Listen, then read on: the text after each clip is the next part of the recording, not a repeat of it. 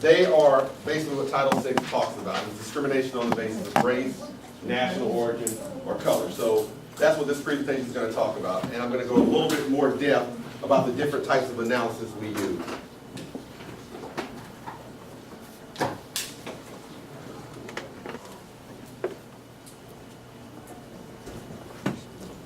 This is just a little bit of background. When we talk about Title VI, we're talking about Title VI of the Civil Rights Act of 1964.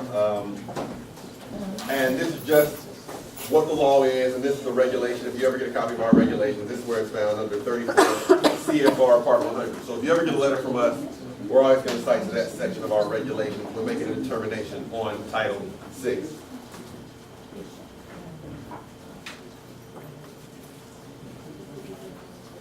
Now, today I'm really only going to talk about race and national origin harassment against students, and I'll talk a little bit about Dept students, but I'm not going to so much talk about gifted and talented programs. That's something that we're actually revising our presentation on that because we've had a little bit different policy guidance recently, so once we get the new guidance, we'll be able to go forward with that.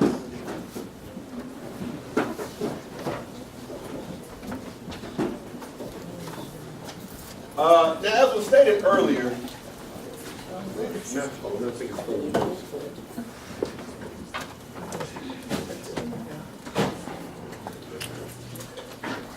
the policy guidance that we basically last sent out regarding investigations into racial discrimination is kind of old. See, 1994. You know, so when we updated, basically we haven't changed anything to it. It'll just be an updated version of what we sent out in 1994. So as was stated earlier, yeah, the guidance is old. We need to get some new guidance. Hopefully we'll get some very soon, very soon. It's unfortunate that Assistant Secretary Ali is leaving because that was one of her big pushes, different treatment on the basis of race.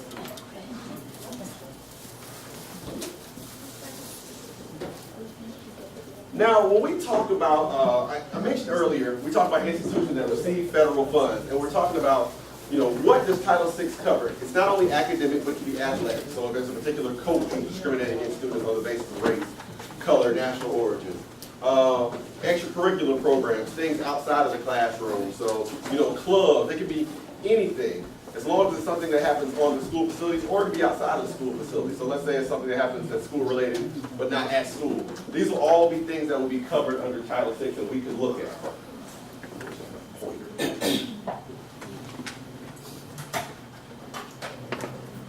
Now, when we talk about Title VI, there are going to be a couple of different ways we analyze things. We have different treatment analysis, we have disparate impact analysis, which was mentioned a little bit earlier, and we have harassment analysis. Now, the first thing and the biggest portion of what we get is different treatment analysis.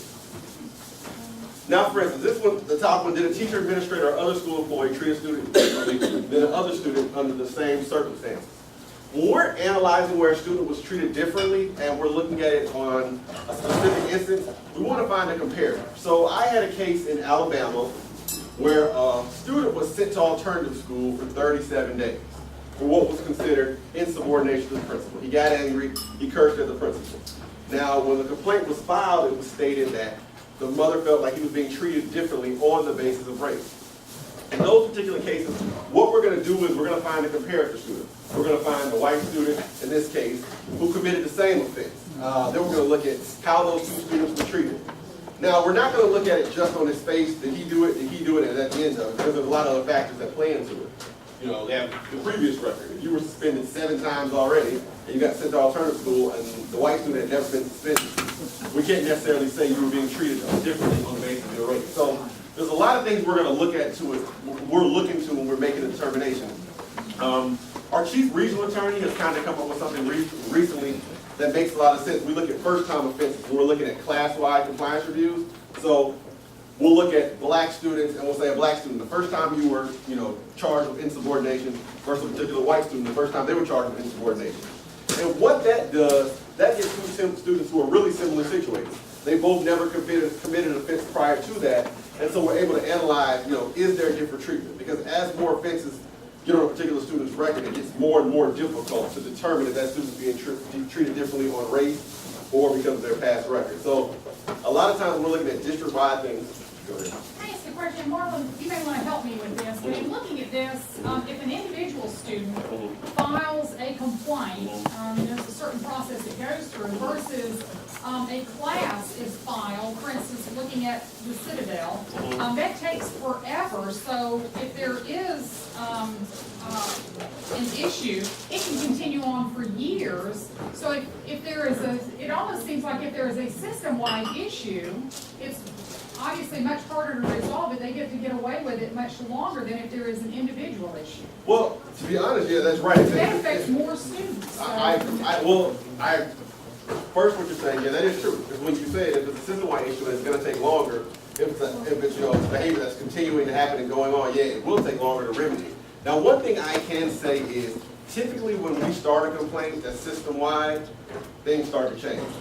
So for instance, if we go in and we say, all the students that are being treated differently on the basis of race, when we start that investigation, a lot of the districts, they're sending us stuff, and all of a sudden this last school year, everybody was being treated the same. Exactly. We had a particular case in Alabama with that where the previous data was showing huge disproportionate suspensions for black students versus white students.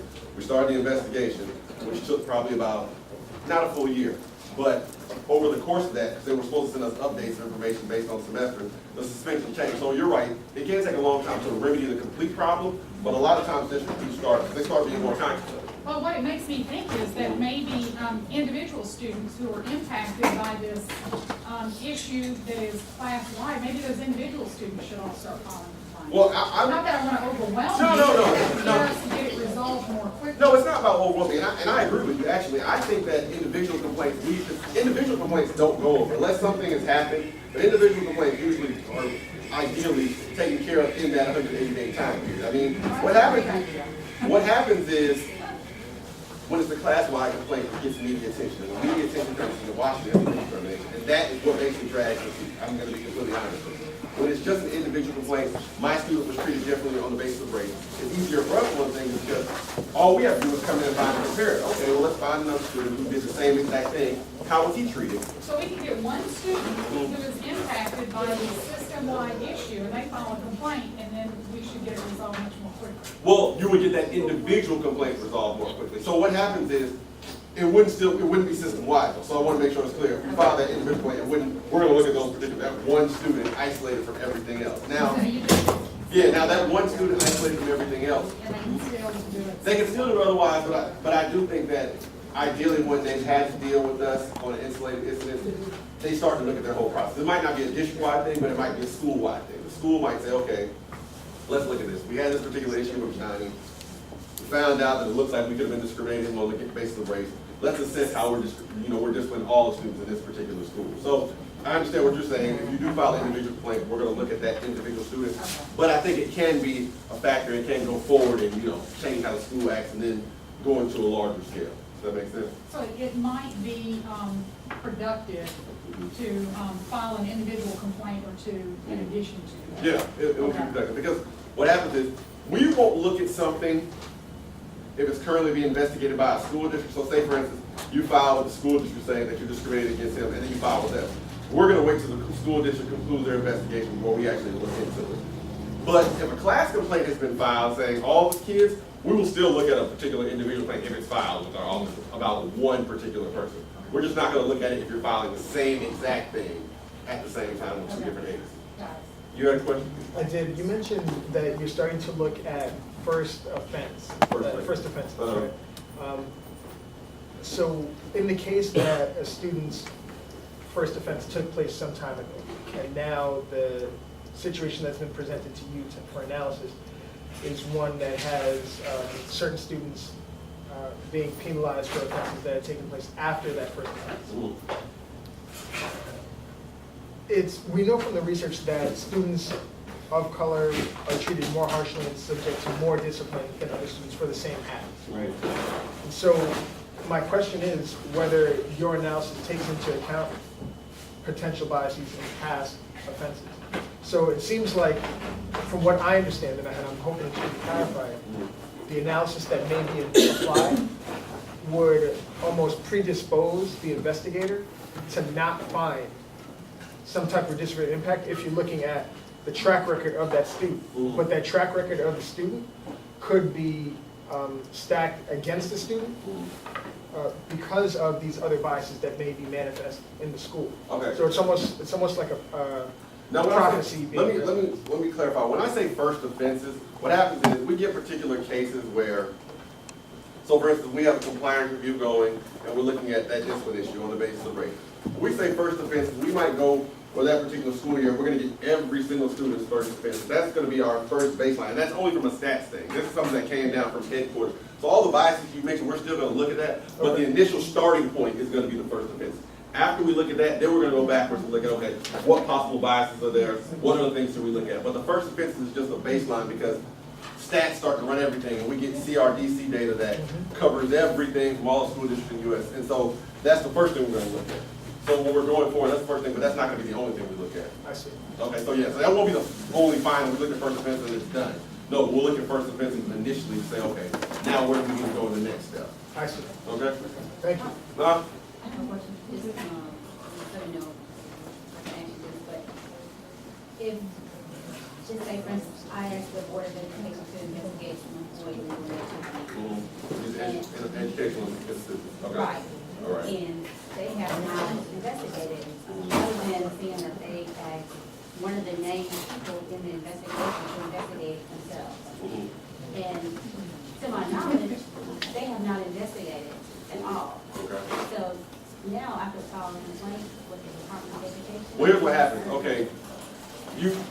Usually when we ask for some sort of closure of the investigation of that other entity, so if you filed it with, Gwinnett County, you filed it with the Georgia Department of Education, you filed it with some other entity, we need some sort of closure to say they're no longer investigating it. Once you have that, so if they sent you something saying, we looked at it, we didn't find anything, now we can investigate it. As long as they don't tell you the investigation is actively open, then we won't look at it. So Could they have it actively open for years? and people do that, and we'll find out, but then what happens is we'll call and find out the stats, what are they doing in the investigation? But we won't actually investigate it until they close it, and that's just the policy that's stated for us. We can't do anything about it. 'Cause I So they just- keep you away for years? Yeah, they can, we haven't had too many cases where we had, we keep them at bay for years, but it is a possibility. I definitely can see that happening. But as far as our office is concerned, we can't look at anything. Yeah, I understand. It's a- If you file a complaint, Uh-huh. if you terminate it, you say forget it, just don't investigate it. Oh, yeah. That all, well, that depends on the district's process. If the district allows for that, yeah, it's terminated, and you have something saying that this investigation is ended, it's no longer taking place, then you can file that. So the fact that you terminated the investigation or the district, if they allow it, then we can still investigate. As long as it's closed, we just won't investigate anything that's open. That's the real bottom line. Okay, well, I asked them to investigate this September and October, and then the Board of Education had one of the people named in the investigation to investigate. So he contacted me via email, and he showed up at my house, for whatever reason. But I asked him, I asked him if they think it was appropriate to ask the person that was named in the investigation to investigate himself. The chair of the Board of Education said, Coach Sticks, he still sent an email after that and said that he had been asked to investigate, but he hadn't done anything. And so I've asked him the status, Again, and you I have to be, respond. they have responsibility. Well, No. again, and a lot of times what happens, I will tell you this is a tool, people in my office probably won't want me to tell you this, but if you file a complaint with us that's currently being investigated, like you said, by the state or by someone else, don't quote me on this, because I've said this to you. And yet, I'm careful, so don't say that out.